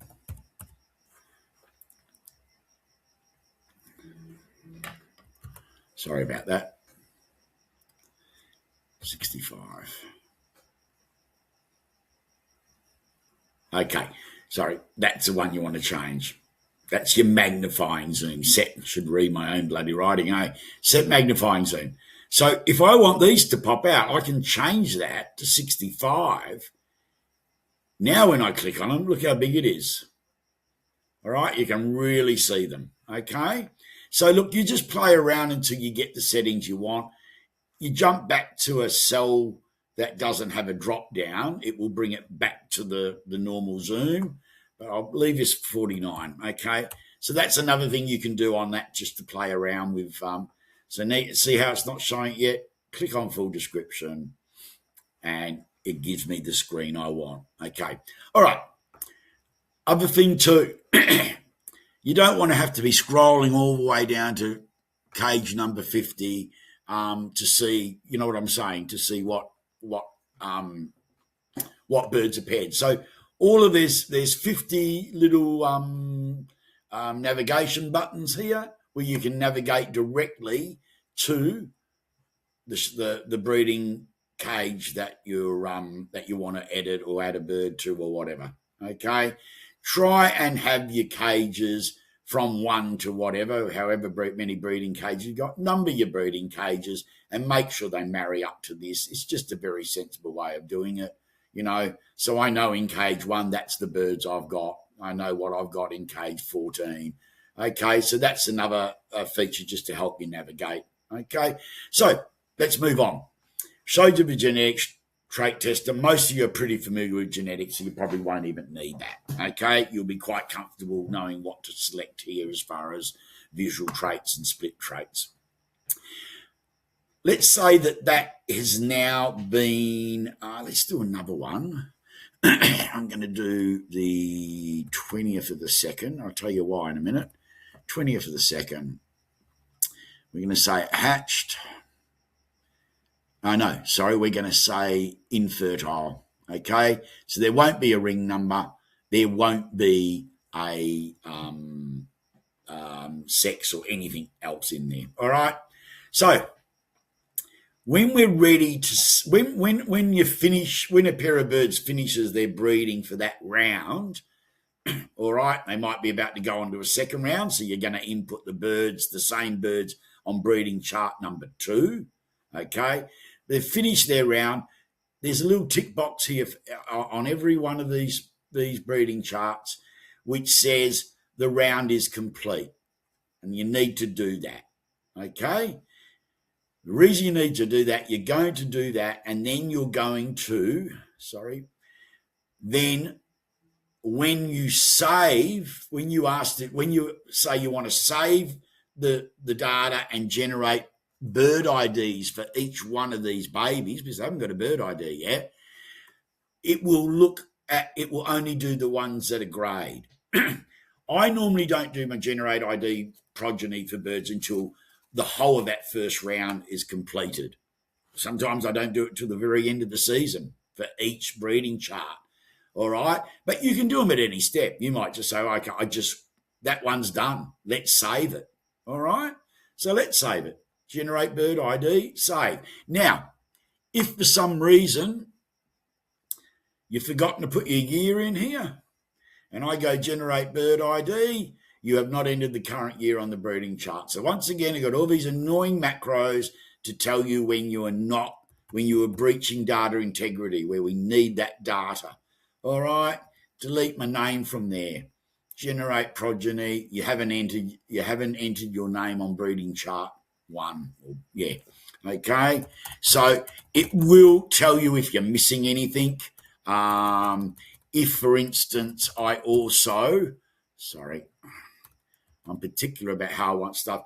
If, for instance, this bird here the dark green, you forgot to put in the primary colour. Once again, one of those mandatory fields, generate report. It will actually highlight what breeding pair you've missed data out on. All right, so if that was breeding chart 40, I missed it, it will tell me. If I've missed it on several breeding charts, it'll keep bringing up the dialog box until all of those breeding charts, whether it be 1, 5, 10, 50, have got the data integrity fixed, and you've put the data in. All right, that's missing. So I know it sounds annoying, but it's the only way to keep you producing accurate records in this program, is having that data integrity. Okay, so we've done that. We put it back. Let's save it and watch this column when I hit generate progeny ID. If you watch this column, these are going to change, these cells here. They're going to tell you that it's been saved. So let's do it now. Generate ID. We're just doing that one tab, all right?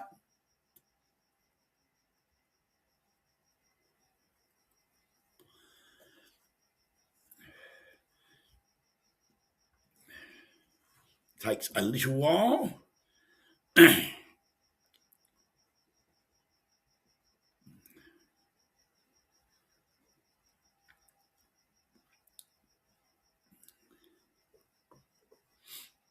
Only because it's quite a big macro, this one, as far as adding. I want to close that. New baby's bird ID have been added. Okay, done. Now look, it saved it. All right, it's only saved the two that survived. The one that's infertile, that didn't even hatch, obviously. So that's saved. So you can do it for as you go, or you can do it at the very end of your breeding season for each of the breeding charts. But you just need to make sure that every one of these breeding cages has been grayed first. If you don't gray it, it won't save it. All right. If I now say I want to generate progeny again, I've already saved that. Watch what happens. You have blank breeding charts with no data, so there's nothing to be saved. So it even looks up and go, well, you've saved those, but you can't save these because there's no data in there anyway. You've got nothing else to save. So it helps you the whole way. You can't. It's pretty foolproof. All right, now let's have a look at those babies that we've added so we can see they've been added. So let's go back to the main menu for a tick. Let's go to our list view. Let's go to our year of 2026 rather than scrolling all the way to the bottom. All right, 2026. Let's filter. There's our 3 babies. Look at that. 20, where are we? Are they the ones I've done? Oh, no, there are. Yep, 12th of March, 14th of March. All right, just go back to the 181 and 182. So it was ring numbers 90 and 91. So if we go back to there, there we are, ring numbers 90 and 91. So it's added your babies to your list view and to your form view. So if we now quickly go back to, list view, what was the ID? 182, back to main menu, form view. Let's go 182.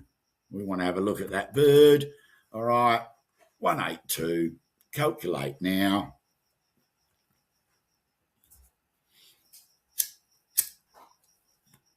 Now, see what it's done? It's already told you what the parents were, their IDs, and it's already worked out what bloodlines for those parents. It's looked up the parents that you've used to produce that baby, and it's giving you its parents, and it's giving you the bloodlines of its parents on one of the sides. All right, and there's its dad. There's not a photo for the mum. But there's that photo of that spangle here. So there's your baby, all right? Now, obviously, you have babies in a nest, and some of us aren't that great at working out what one's a cock and what's a hen. So you're putting it in as a cock, and it turns out it's a hen down the track once again, you're going to need to go through your babies as they molt out and mature, and possibly have to change their sex or add a trait, or you might go, oh, hang on, I've worked out that actually is split to another sex-linked trait. Once again, just like we showed you before, go to edit record macro, click on that, and then just make whatever changes for that bird, activate calculation, and away you go. You can then change it, say, no, it's actually a cock. All right? So that shows you how the breeding chart works. I just did one example. All right? Let's now have a look at statistics. I won't do the breeding aviary report yet. Let's have a look at breeding statistics. So now if we go to breeding, breeding statistics. This here is a live, sorry, I have to scroll that across. This is a live breakdown of how many eggs have been laid in each round for each cage. It has a cage number, round 2, cage numbers, all right? How many have, what percentage have laid, hatched, and status, all right? Eggs laid, hatched, infertile, eggs eaten, died, or broken. That's why you're best you need to record where you have an infertile egg or one that hasn't hatched. All right. So because it's live, we hit activate calculation. So you can do this several times throughout your breeding season for breeding round 1, round 2, round 3. Activate calculation. It's only going to show us one breeding cage, obviously. All right. Even though we've saved that, it's this sheet is still live. Okay, it's happening now. All right. So we go back to breeding stats. Sorry, where are we again? God, I've lost track of where I'm at. I'm tired. Sorry, guys. Here we go, breeding stats. All right. So straight away, it's giving us the date it was laid, the date they were hatched, and the status. And then it's giving us a tally. We've had 3 eggs laid, 67% have hatched, 33% were infertile. So, and it will just keep recalculating these tallies as you, each time you go back into your stats and want to update it. All right. When all of your breeding has been done for the year and you're ready to say, right, I'm ready to clear my breeding charts, so they're all blank, ready to start for next season, all right? Before you do that, you want to save all of this data to a log. This is live data, but the moment you clear your breeding charts, if you haven't saved all this data to a log, you're going to lose all this data because this is live. It's linked to your breeding charts. Okay, so what you would do once your breeding season's all over and completed, before you clear your breeding charts, and there will be warnings showing you, you then can save this data to the breeding log, all right, which I'm going to do now, and I'll show you. Step 1, activate. Let's save the data. It brings up a warning. Is your breeding season's data complete before exporting to the breeding log? Yes, it is. All right. Let that do its thing. And here is the breeding log. Now, this goes for up to 77 years. Just will correlate, just continually run all the way through for 77 years worth. You're going to think, well, what if I want to go to a particular year? I don't want to have to scroll. I don't want to have to scroll down all these pages because this could go forever. You know what I mean? So let's go back to the main menu. We've saved it to the breeding log. We haven't cleared the breeding charts yet. I'll show you how to do that in a minute. Okay. Where we breeding log. breeding statistics by year. Okay, I'll just show you that again. So once you've done your breeding log, you've finished your season, you've saved it to the breeding log, and then you've cleared your breeding chart, you can then search your breeding log for how many years you've saved a log. You can then search it by year and see what your stats were like on a year-by-year basis. So let's look at 2026, activate calculation, and bang, it's brought up the stats for that year. Okay, we only had that one cage, all right? And it will bring up a combined stats as well. It's not showing the combined statistics at the moment on there, all right? Sorry, I'm just going to write something down here. Combined stats.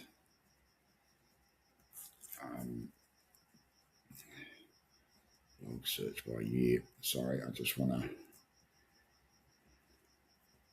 If I see something that I'm not happy with, I very quickly will fix it.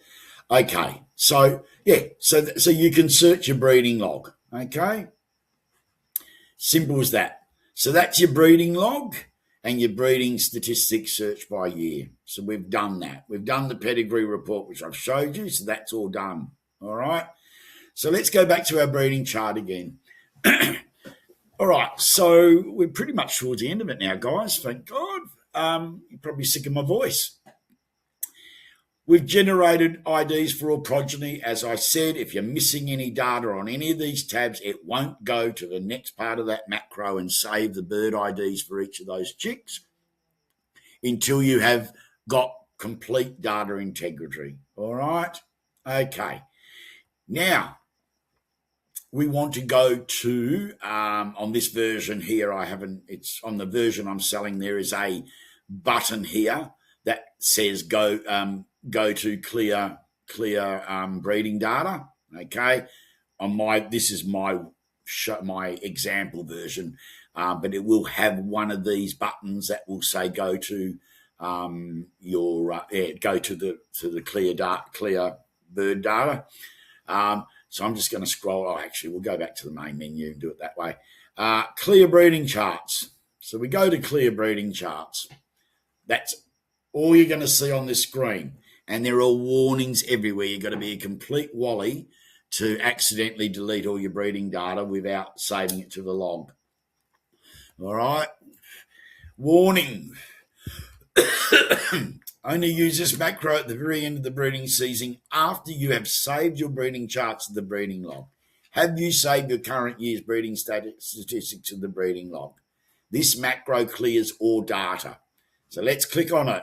And it brings up another warning again. You're about to delete all this season's breeding data. Are you sure about this? Yes. Click yes. Give that a little while. Breeding charts 1, 2, 3, and 4 being cleared, ready for your next breeding season. All right. Let's go back to the breeding chart and have a look. There we go. It's been cleared. There's nothing in there. You're ready to go for your next season. All right. Sorry. Back to 1 and back to main menu. So, pretty much showing you everything. I'll just quickly show you the deleted bird ID data. This will be the last one. Let's say that we did delete a bird by mistake. So what happens is if anything you do where you delete something, it's going to save a log with all the info on that bird. The only thing it won't capture, it won't restore, will be the hyperlinks, the pictures for that bird. So I'm going to say that this bird 175, I want to reinstate that bird. Okay, so we scroll down here. It will show you the list. You can either auto type. Let's scroll down. 175. Okay, and I'll show you what it does. So what it's going to do is I'm going to copy this data out of the log of deleted birds. It'll stay in the log, but I'm going to copy that data out into the new record tab. So it's like a whole new record. So let's go copy deleted bird ID data to new record tab, step 2.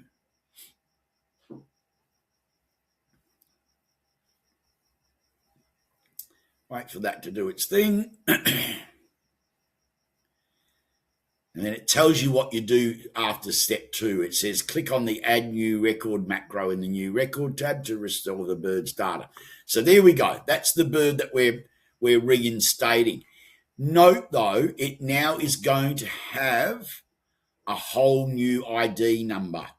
It's going to find the next blank ID, just like a new record.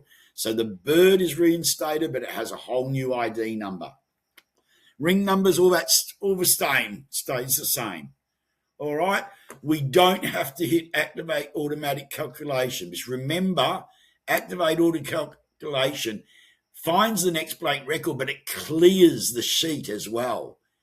It clears the data. So in this case, we don't want to clear it. We just want to add it. All right? So ID 145, add new record, macro, click on that.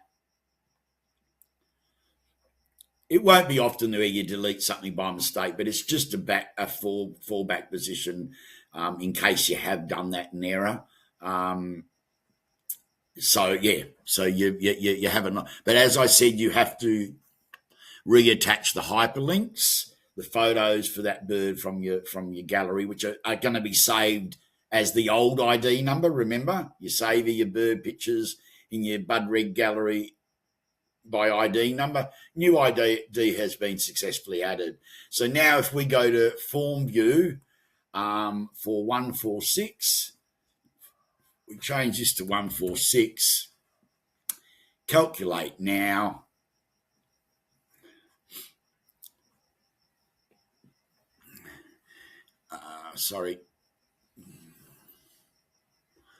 Calculate now. Where is he? Is it 146? What have I done there, guys? Sorry. New record 146. Oh, I've got to find out why that didn't update.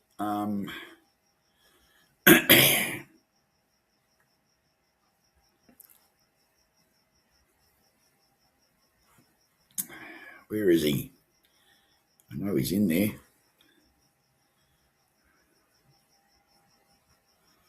I have to have a look at that, guys, because that for some reason didn't populate. So adding deleted bird, not populating. All right, I just need to have a quick look at that. So that will basically add a bird. But like I said, you're not going to be wanting to do that too often anyway. You're not going to be deleting birds. If a bird dies, don't delete it. Just edit it, change its status to passed away or dead, from in stock to dead, and the date it died, and update it that way. So I think I've pretty much covered everything. It's been a long one, I know, guys. Now I've got to work out how do I get back to my loom. There we are. So I'm gonna this will be uploaded to YouTube. There will be a link on the program on this program. It's available on USB. You can email me either at lukeraven@ymail.com, which is there, or I also have pukeyluky64@gmail.com.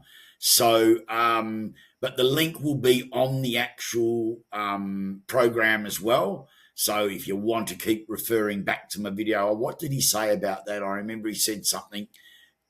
You're more than welcome, or alternatively, the user manual should just help you with most of the questions that you've got.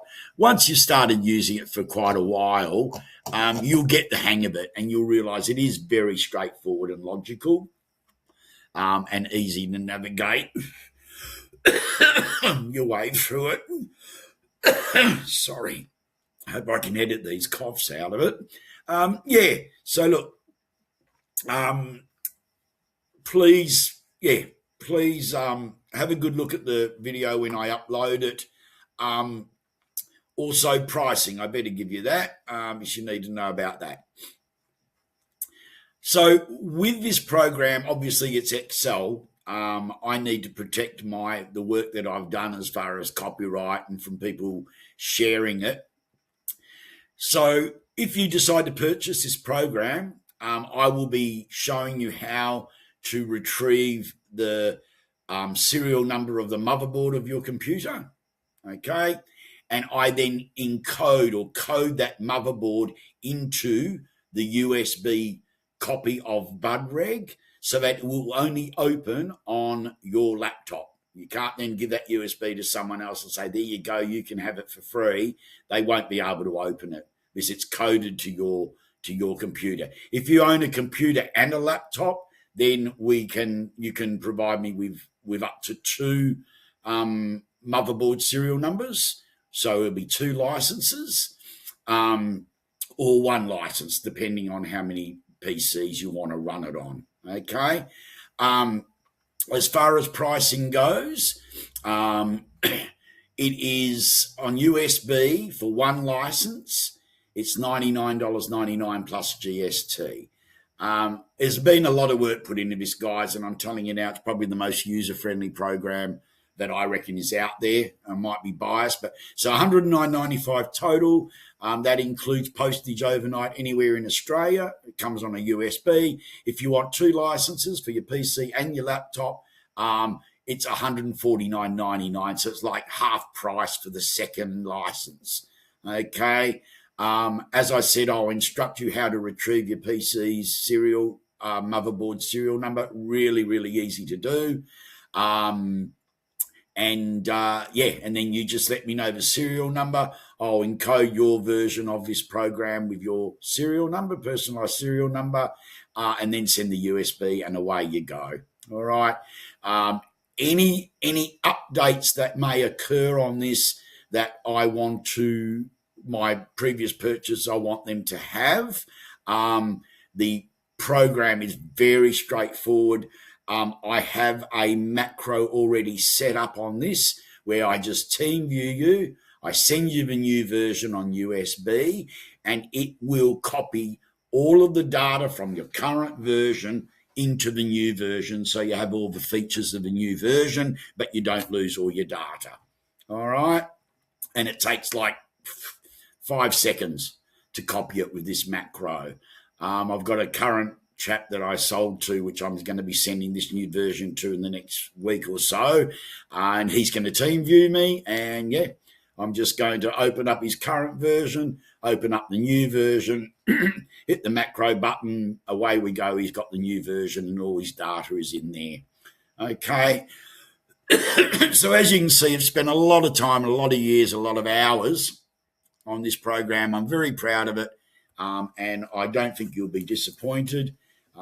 As you can see from this video, I think you'll all agree it's pretty detailed and user-friendly, and there's a lot of wonderful, great features on it. So signing off, I thank you for your time. I hope you've stayed with me to the end as far as listening to me waffle on. And, any questions, feel free to email me. And look out for this new video. I'll be posting it on Facebook. Most of you buyers are going to be people that are friends on Facebook with me. So have a look and yell out if you're keen. Thank you, guys. God bless everyone. Have a wonderful night, day, week, wherever you are. And hopefully I'll hear from you soon. Cheers.